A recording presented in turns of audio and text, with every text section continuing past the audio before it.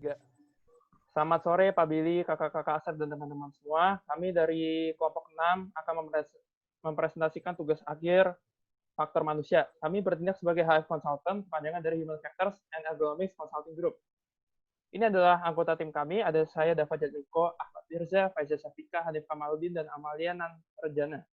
Jadi pekerjaan HF Consultant adalah menyediakan layanan konsultasi berupa penilaian dan evaluasi berdasarkan pendekatan ergonomi guna meningkatkan kualitas dan produktivitas pekerja klien industri. Ini adalah klien kami, Quick Vehicle Wash, yang merupakan usaha kecil menengah yang terletak di Cimanggis, Kota Depok, bergerak di bidang pelayanan kebersihan otomotif, memiliki total 10 karyawan dengan jam buka dari jam 8 pagi hingga jam 11 malam setiap hari. Baik, langsung saja ke aspek ergonomi pertama yang kami fokuskan adalah aspek fisik, yaitu memperhatikan kegiatan mencuci mobil secara manual tanpa bantuan dongkrak hidrolik. Karena terdapat 2 paket yang ditawarkan di sana, yaitu paket cuci mobil manual dan paket cuci mobil dengan dongkrak hidrolik. Nah, kegiatan mencuci mobil secara manual masih merupakan salah satu kegiatan terbanyak yang dilakukan pekerja. Hasil evaluasi ini membuahkan sebuah rekomendasi berupa desain produk yang kami ciptakan. Next. Nah, berikut ini adalah foto kegiatan statis yang diambil dan dievaluasi menggunakan reba dan menghasilkan nilai reba sebesar 8, yang mana kita ketahui memiliki tingkat resiko yang tinggi untuk MSI. Nah, terdapat 6 detail postur yang harus diperbaiki yang kami sajikan dalam portofolio kami. Kemudian di bagian bawah terdapat data antropometri yang kami pilih, yaitu ukuran pinggang dan pinggang bawah untuk diambil persentil 50-nya. Kenapa persentil 50? Karena untuk menyesuaikan dengan keberagaman tinggi pekerja yang ada di sana. Data tersebut kami gunakan sebagai acuan untuk membuat ukuran desain produk. Next. Nah, inilah desain produk yang baru yang kami namakan Chem Cane. Chem artinya kanebo dan cane artinya tongkat. Cara kerjanya, pekerja cukup berdiri tegak memegang Chem Cane di bagian tombol kendali yang dapat mengendalikan alat lap putar menggantikan fungsi tangan mengelap dan tubuh yang harus membungkuk.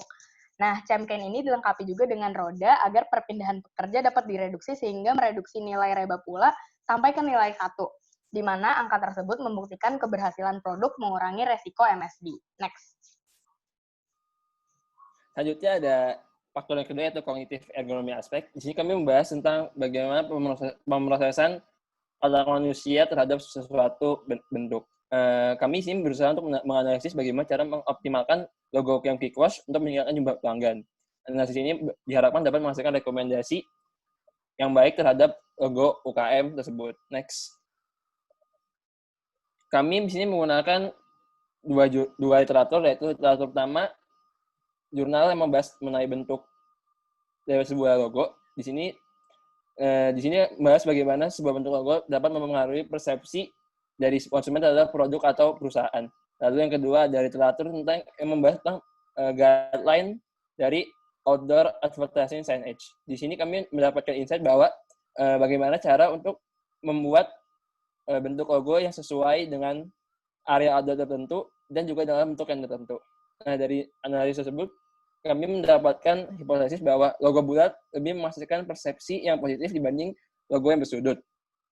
Nah, dari situ kami dapat kesimpulan bahwa produk logo itu yang berbentuk bulat dapat menghasilkan respon yang positif pada konsumen. Lalu dari situ kami menggunakan isu untuk menganalisis bagaimana cara bagaimana cara mengoptimalkan sebuah logo tersebut. Dan dari analisis isu tersebut kami mendapatkan beberapa rekomendasi. Next. Rekomendasi yang pertama yaitu terletak di pencahayaan logo, di mana kami di sini menyarankan untuk menambahkan 2 buah lampu di sisi kanan dan kiri logo sesuai aja di gambar sebelah kiri, yang bertujuan untuk meningkatkan visibilitas logo di malam hari agar dapat dilihat oleh konsumen ataupun pelanggan.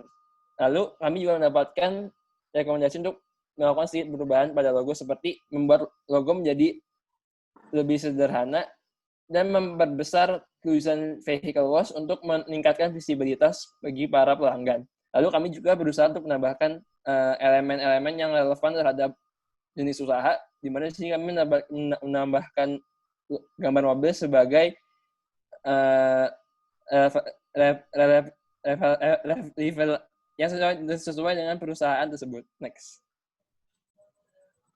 Selanjutnya, saya akan membahas mengenai environment ergonomic yang lebih spesifiknya ke bidang humidity dan lighting atau kelembapan dan pencahayaan. Di sini, problem yang dibahas mengenai workstation fisik dari UKM Quick Wash yang harus dioptimalkan untuk lebih menyesuaikan kepada kenyamanan pelanggan dan juga karyawan di situ.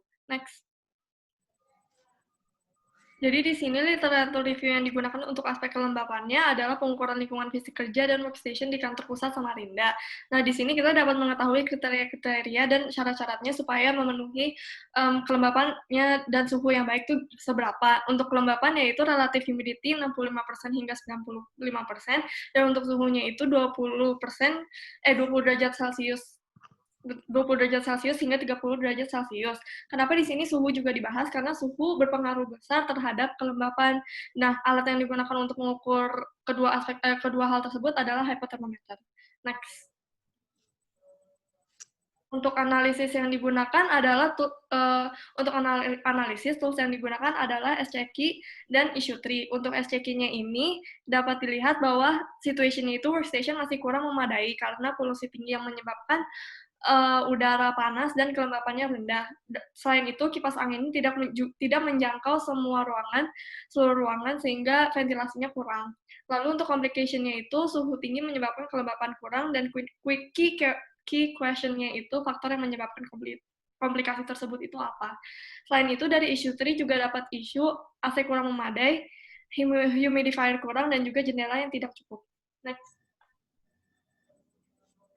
Ya, berlanjut ke aspek ergonomi lingkungan yang kedua, yaitu tentang aspek pencahayaan. Nah, terkait dengan aspek pencahayaan ini, kelompok kami melakukan literatur review pada referensi acuan, yaitu pengaruh pencahayaan terhadap beban kerja mental di area kerja Scrollcat PT XYZ. Nah, kami menggunakan dua tools dalam literatur review kali ini, yaitu tools yang pertama SCKey dan yang kedua Hypothesis Driven Problem Solving. Nah, pada tools yang pertama, yaitu SCKey, ditemukan situasi bahwa PT XYZ itu merupakan suatu perusahaan timah yang ada di Indonesia, di mana di dalamnya itu terdapat departemen kerja Scrollcat yang berhubungan dengan pemotongan plat timah yang pekerjaannya itu cukup detail. Namun ternyata tingkat pencahayaan di area kerjanya itu hanya sebesar 135,9 lux dan 129,3 lux.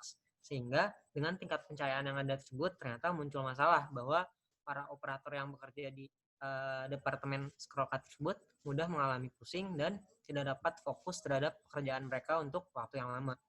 Sehingga muncul pertanyaan, kira-kira seperti apa tingkat pencahayaan yang sesuai untuk para operator di area kerja Scrollcat tersebut agar pekerjaan mereka menjadi lebih efisien. Kemudian, next, melalui tools yang kedua, kami mendapatkan kesimpulan bahwa terdapat perubahan yang cukup signifikan pada beban kerja mental para operator setelah dilakukan perbaikan tingkat pencahayaan di kedua area kerja Scrollcat yang sesuai dengan standar SNI. Ya, next. Nah, berdasarkan literatur review yang telah kami lakukan pada kedua aspek ergonomi lingkungan tersebut, kami membuat decision matrix untuk menyusun beberapa poin rekomendasi untuk perbaikan lingkungan kerja di UKM klien kami. Nah, dari beberapa rekomendasi yang muncul tersebut, kami memilih 3 poin. Yang pertama, terkait temperatur, kondisi UKM klien kami itu terbuka di bagian depan, namun ternyata di bagian belakangnya itu tertutup dinding beton, sehingga dalam ruang kerjanya itu suhunya tidak merata dan cenderung kurang sejuk di bagian belakangnya, sehingga kami menyarankan bahwa memasang exhaust fan di bagian belakang untuk menyamakan temperatur di seluruh ruangan. Kemudian untuk mengatur kelembaban, karena UKM kami ini cenderung memiliki intensitas air yang cukup besar, kami menyarankan pemasangan dehumidifier industrial.